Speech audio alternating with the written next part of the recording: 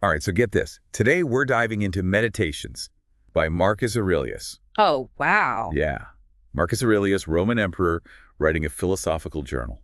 That's pretty wild when you think about it. A Roman emperor with a philosophical journal. It's really cool. We're going to unpack his personal thoughts on virtue, duty, and finding meaning in a world that, let's face it, was pretty chaotic back then. And you know what's really striking? His insights are still incredibly relevant today, almost 2,000 years later. It's amazing how timeless these questions are. Absolutely. And to think these writings weren't even intended for the public.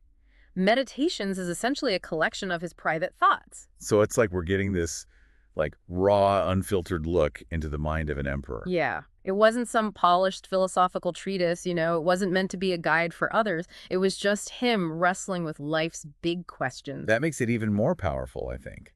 Because here's this guy, an emperor with immense power, facing the same human challenges we all do. Absolutely. And his personal philosophy, it was deeply rooted in Stoicism. Okay, for those who might not be familiar, can you break down Stoicism for us? Sure. Stoicism emphasizes virtue, reason, and accepting what we can't control. It's about recognizing that virtue is the only good, vice is the only evil, everything else is indifferent. So wealth, health, even fame, those are all indifferent. Exactly. The Stoics believed the key is focusing on what's within our control, our thoughts, judgments, actions. I'm curious how Marcus Aurelius reconciled this idea of virtue being the sole good with being an emperor. Right, because ruling an empire, that must have required some pragmatism, right? You can't always be strictly moral when you're running an empire. Exactly. It seems like there would be a lot of compromises involved. That's a great question, and it gets to the heart of how he applied Stoicism. He certainly believed in justice, in virtue, but he also knew leadership was complex. So how did he deal with that tension? Well, he didn't shy away from tough decisions, even if it meant compromising some ideals for the greater good. Hmm. There's a passage in Meditations where he compares himself to a rock that's unmoved by the waves. Oh, I've heard that one. Be like a rock. Right. He understood that external events, political turmoil, disasters, those are beyond our control. But how we respond, how we keep our inner balance amidst the chaos, that's where virtue lies. So it's more about having that inner strength, that resilience, Hmm. than being rigid and unyielding. Exactly. And this idea of focusing on what we can control, it's central to how he approached everything. Dealing with difficult people, facing his own mortality, everything. Speaking of difficult people, Marcus Aurelius must have encountered a lot of those as emperor. Oh, I'm sure he did. And his advice on this is surprisingly relevant. He says we should remember that difficult people act out of ignorance, not malice. So they're not necessarily bad, just misguided. Right. They're acting according to their own flawed understanding. It's not that they're inherently evil. Okay, but doesn't that risk letting people walk all over you if you're always trying to understand their perspective? It's a good point. It's about finding that balance. He wasn't saying to be passive or submissive. It's more about approaching difficult people with kindness and compassion.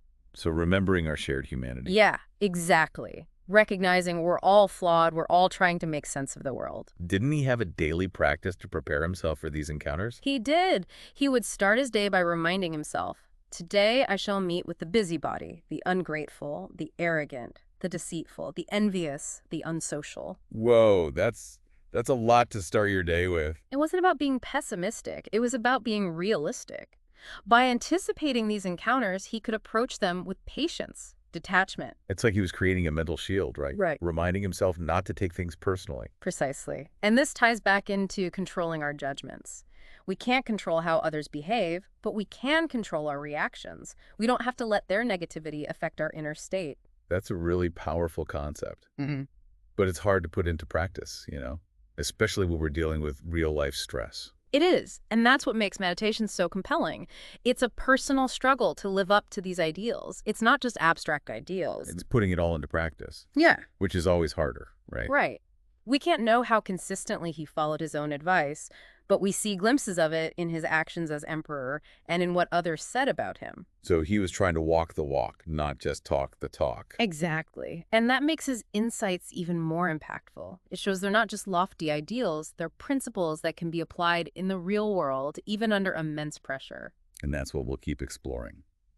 What else did Marcus Aurelius have to say about navigating the ups and downs of life? Well, one thing that really stands out is his perspective on challenges. He didn't see them as something to be avoided, but as opportunities for growth. Oh, I like that. So it's like instead of seeing a roadblock, you see a stepping stone. Yeah. He famously wrote, "The impediment to action advances action. What stands in the way becomes the way." That's a good one. But how did he suggest we approach these challenges? Did he have any specific advice? He did. And a lot of it comes back to that core Stoic principle. Focus on what you can control, accept what you can't change. Like the weather. Yeah, the weather, other people's actions, even our past mistakes. Don't waste energy wishing things were different. Focus on your response. So it's less why me Yeah. and more what now. Exactly. And that's where reason and virtue come in. Act with courage, with justice, with wisdom, even when things are tough. Okay, but didn't he also say we should be like a rock that's not moved by the waves? That seems a bit contradictory. Good point. It's about discerning between what we can influence and what we can't. We can't control the weather, but we can control how we respond to it. Right, so it's finding that balance between action and acceptance, between changing what we can and letting go of what we can't. Exactly. And one of the most powerful tools for this, he says, is controlling our judgments. Our thoughts have a huge influence on our experience. So if we can change our thinking, we can change how we feel. Precisely. There's a passage where he says, if you're pained by something external, it's not the thing itself that disturbs you, but your judgment about it. We have the power to choose our perspective, even when things are tough. But how do we do that?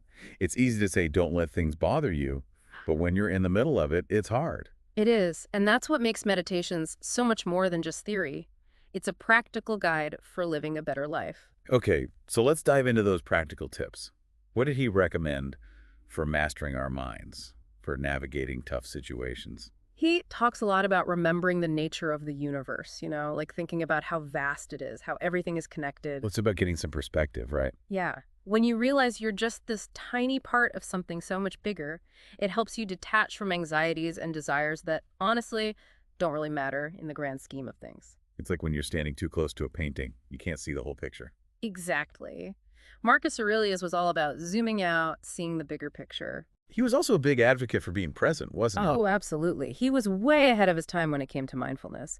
He constantly reminds himself and us to let go of the past, stop worrying about the future. Focus on the now. Right. He has this powerful line, "Do not act as if thou wert going to live 10,000 years. Death hangs over thee. While thou livest, while it is in thy power, be good." It's like a wake-up call, Yeah, it is a bit of a stark reminder about our mortality. But there's something liberating about it too, right? If everything is temporary anyway, why get so worked up about it? That's a good point. It's like, why stress over things you can't control? Exactly. By recognizing that everything is impermanent, we can find freedom from our attachments, our fears, desires for things that won't last. So it's like, this life is a gift. Let's not waste it on things that don't matter. That's it. He wants us to focus on living virtuously, enjoying the simple things, making the most of the time we have. He even suggests some practical exercises to help us train our minds. Like what? Well, he talks about visualizing challenging situations in advance. Oh, interesting. So like mental rehearsal for life's tough moments. Yeah, exactly. He says to make for thyself a definition or description of the thing which is presented to thee, so you can see it clearly, objectively, without getting swept away by emotions. So you're prepared to respond in a way that's aligned with your values. I like that. It's all about being proactive, right? Not just reacting to things as they come, but preparing yourself mentally and emotionally. That makes meditations almost like a self-help manual for the soul, doesn't it? It kind of is. It gives you a framework for living a good life, a meaningful life, even when things are tough. And the beauty of it is it's not about achieving some big external goal. It's about cultivating inner peace and strength. Okay, so we've talked about facing challenges, dealing with difficult people. What about finding contentment? Does Marcus Aurelius offer any advice on that? He does. And it might surprise you. Even as an emperor, he advocated for a simple life. He's all about appreciating what we have, not dwelling on what we lack. He says, very little is needed to make a happy life. It is all within yourself, in your way of thinking. That reminds me of something I read about the Stoics practicing negative visualization, like imagining losing things they valued to cultivate gratitude for what they had. Yeah, exactly. It's a way of shifting your perspective, remembering that even the simplest things are gifts. I remember reading this quote of his. Let me see if I can find it. Here it is. He says, choose not to be harmed and you won't feel harmed. Don't feel harmed and you haven't been. Powerful, right? So much of our suffering is because of our thoughts, not because of what's actually happening. So we have more control over our happiness than we think. That's what he's saying. And contentment, it doesn't come from getting everything we want or having tons of possessions. He writes, wealth consists not in having great possessions, but in having few wants. So a simpler life. Yeah, a life of intentionality, focusing on what truly matters. Finding joy in simple things, a beautiful sunset, a kind gesture, a quiet moment. He also seems to have found a lot of peace in nature. Absolutely. He saw nature as a reflection of this divine reason that governs the universe. He talks about how by connecting with nature, we can reconnect with this larger order, find a sense of peace amidst all the chaos of human life. It's funny, he keeps talking about finding peace in the middle of chaos. We could all use a little more of that these days. I know, right? That's where his philosophy really shines. It's not about escaping the world. It's about learning to live well in it, even when things are tough. So true. We've talked a lot about external challenges, but he was a very self-reflective person. What did he have to say about internal struggles, like self-doubt, fear, the desire for recognition? He was incredibly honest about his own flaws, his own struggles. He didn't pretend to have it all figured out. Really? So he admitted to struggling with those things too. Oh, yeah. He talks about battling negative thoughts, temptations, the allure of worldly success. It's what makes him so relatable, It makes him human. It shows he's not just some perfect Stoic sage preaching from on high. Exactly. He's right there in the trenches with us, facing the same human struggles. I'd love to hear more about that. What did he say about those internal struggles? Did he offer any advice for dealing with them? He did, and it's both insightful and practical, like everything else he talks about. Let me see if I can find the passage. Here it is. He says, the happiness of your life depends upon the quality of your thoughts. Therefore, guard accordingly and take care that you entertain no notions unsuitable to virtue and reasonable nature. Wow. So he's saying, be careful what you let into your mind. Right. Our thoughts have a huge impact on our emotions, our actions. He saw the mind as a garden that needs tending. We need to be mindful of the seeds we plant there. So we're responsible for cultivating positive, helpful thoughts. Exactly. And he gives some really specific techniques for doing this. One of his most famous ones is called cognitive distancing. Cognitive distancing. That sounds complicated. No, it's actually pretty simple. It's recognizing that your thoughts are not necessarily facts. They're interpretations of events colored by your beliefs, your experiences. So, just because you think something doesn't mean it's true. Exactly. He wants us to step back from our thoughts, observe them without judgment, and ask ourselves, is this really true? Is it helpful? Is it aligned with my values? That's a great exercise. It's like becoming the editor of your own mind. Right. By doing this, you can start detaching from those negative thoughts that hold you back and cultivate more positive, empowering beliefs. I like that a lot. What other techniques did he recommend? He also talks about self-control, which is a big part of Stoicism. True freedom, he says, comes from mastering our impulses and emotions, not indulging them. He writes, you have power over your mind and not outside events. Realize this and you will find strength. Reminds me of that Viktor Frankl quote. Between stimulus and response, there's a space. In that space is our power to choose our response. Exactly. And Marcus Aurelius wants us to use that space to cultivate virtue, to choose wisdom, courage, justice. Wow, this is all great stuff. Before we wrap up, I want to go back to something we touched on earlier, his views on death. I know it's kind of a heavy topic, but his perspective on it is actually quite comforting. Yeah, I agree. It's a topic he comes back to a lot in Meditations. Death was a very real part of life in ancient Rome, Marcus Aurelius saw it as a natural part of the cycle of life, not something to be feared. But how does that fit with this Stoic emphasis on living a virtuous life? If it all ends anyway, what's the point? It gets to the heart of how he viewed life and death. The fact that life is temporary didn't make it less valuable to him. Actually, it made it more so. He has that great line, waste not more time arguing about what a good man should be. Be one. Live fully, live virtuously in the present moment. Not because you're trying to get into some kind of afterlife, but because it's the right thing to do. Right. It's about living in such a way that when death comes, you can face it without regrets. So it's not about fearing death, but about living a life you can be proud of. Exactly. And that's where his philosophy offers this incredible peace, this acceptance. Death is a universal experience. It connects us to all of humanity. He writes, Alexander the Great and his mule driver both died, and the same thing happened to both. They were either received among the same seminal principles of the universe, or they were alike dispersed among the atoms. It's a leveler, isn't it? Yeah.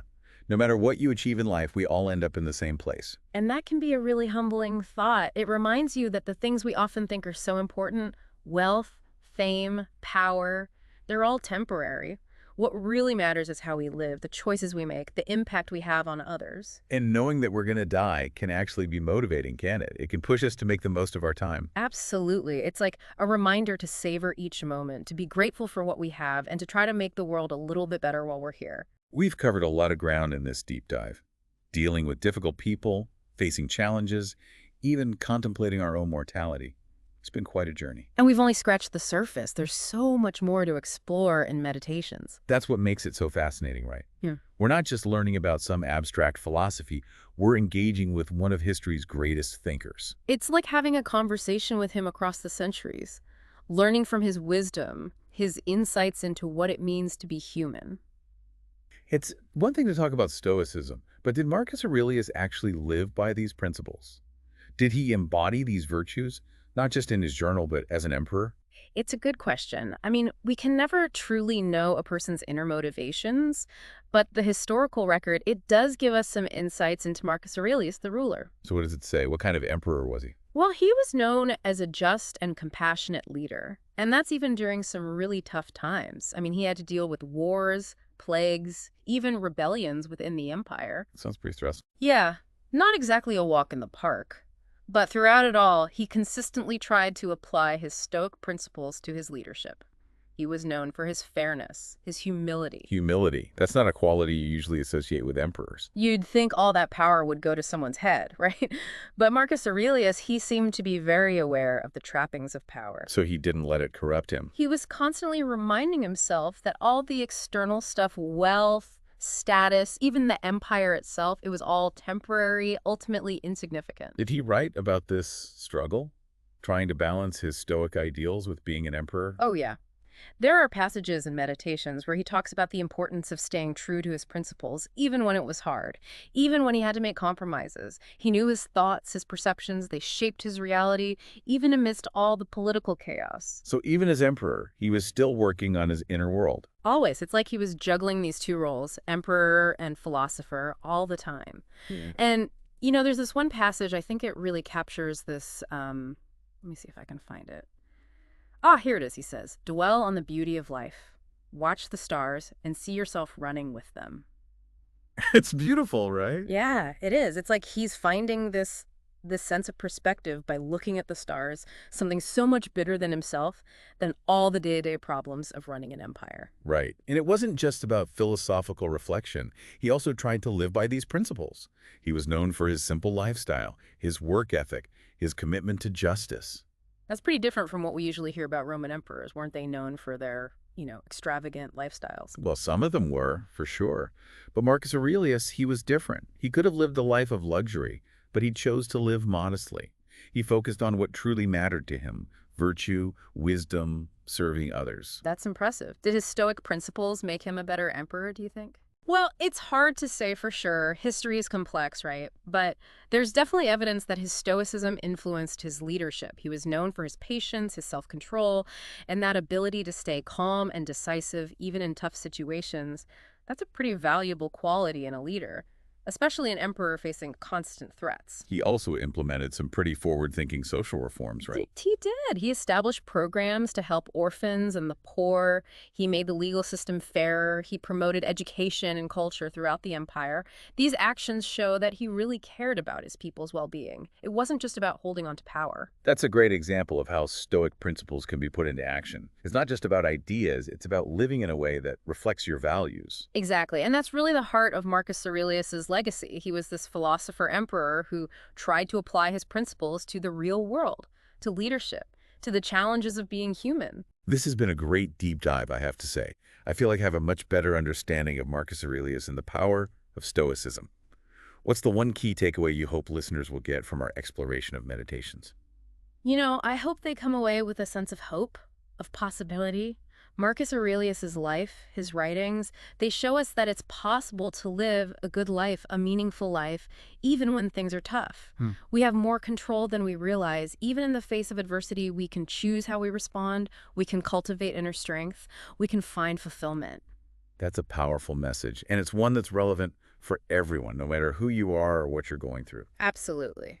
Well, thank you for joining me on this deep dive into the world of Marcus Aurelius. It's been a fascinating journey. It really has. And to our listeners, I encourage you to check out Meditations for yourselves. You might be surprised at how much these ancient words can speak to you today. I agree. It's worth a read. Until next time, keep seeking wisdom, keep practicing virtue, and keep living your best life.